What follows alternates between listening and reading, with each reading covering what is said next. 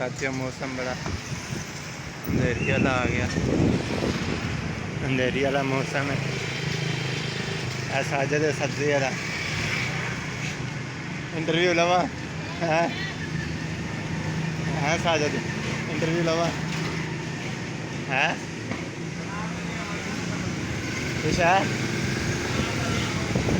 मैं क्या इंटरव्यू लेना सब्जी का रेट तो है। अस्सलाम वालेकुम यार, बारिश आएगी आज?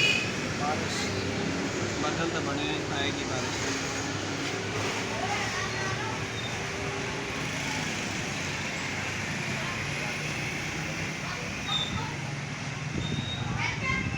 बदल बने हुए मौसम जरा ना हो भी आज बारिश तो है खड़ा, हाली बारिश शुरू नहीं हुई साथियों, हाली मौसम।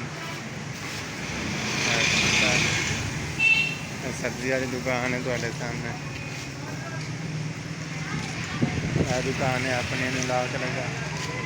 मोल भी किधर चला गया जिन्होंने चाबी देती है। मैं आख्या किधर चला गया आज। यह दुकान है अपनी साथियों, इतने फोटो स्टे की सहूलत मौजूद है, देख सकते थे। यह दुकान है अपनी, ये वकाल स्टोर है जिसे मैं सारा दिन काम करना। आज मौसम बनया है तो मैं क्या वीडियो बनाई है। एक खंबा लगा है, बारिश शुरू होने से पहले का मंजर है।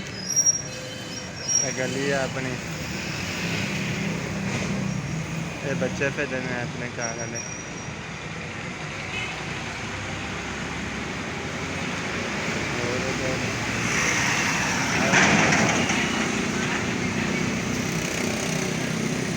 सूरत हाल है मौसम के